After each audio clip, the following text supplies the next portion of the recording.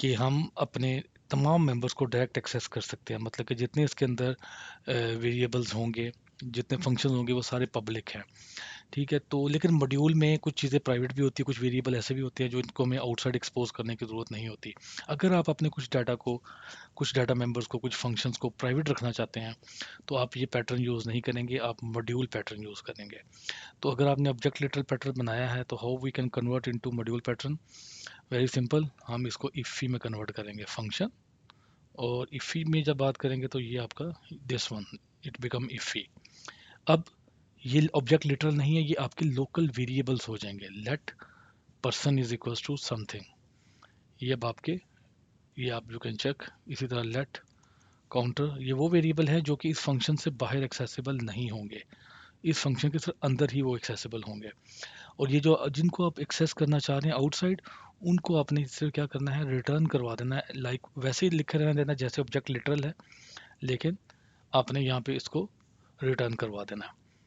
Right, तो ये हमारा अब क्या बन जाएगा। हाँ, और दूसरी चीज़, अब आप क्योंकि ये वेरिएबल इस फंक्शन के लोकल हैं, इसका मतलब है इसके अंदर, इस ब्लॉक के अंदर ये एक्सेसिबल है, तो आपको पर्सन मॉड्यूल साथ लगाने की, यानी उसका नाम देने की ज़रूरत नहीं है। आप डायरेक्टली उन वेरिएबल को एक्सेस करें इंटरनली, ये आउटसाइड एक्सेसिबल नहीं होंगे। अभी इसकी एग्जांपल भी देख लेते हैं इसको रन करके, कि क्या क्या मतलब आउटसाइड एक्सेसिबल नहीं होंगे। मैं अभी फॉर नाउ इसको मैं कमेंट करता हूँ, और मैं कहता हूँ जी पर्सन मॉड्यूल डॉट प्रिंट। नहीं जी, अब हम इसे रन करते हैं। नाउ यू कैन सी, दो रिकॉर्ड एंटर किए, दोनों यहाँ पे आ गए हैं। तीसरा करेंगे तो थर्ड आ जाएगा। अब अगर मैं इसको एक्सेस करना चाहता हूँ, पर्सन्स को, ये वेरिएबल जो उसका अपना वेरिएबल है, तो उस केस में क्या होगा? Let run this undefined. क्यों? क्योंकि आपका ये अब इस फंक्शन का पार्ट है, इसको नहीं पता ये क्या है, ये इफ़ी का पार्ट है।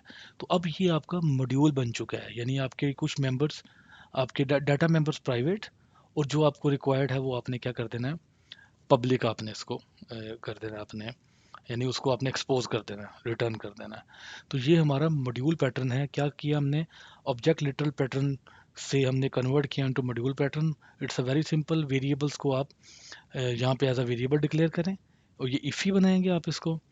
And then what you will do, जो आपके फंक्शंस जिनको आप पब्लिक रखना चाहते हैं वो आप रिटर्न स्टेटमेंट के अंदर डाल देंगे, तो आप पर्सनल मॉड्यूल में पब्लिक को ये चीज़ें मिलेंगी जो आपने इसके अंदर लिखी होंगी।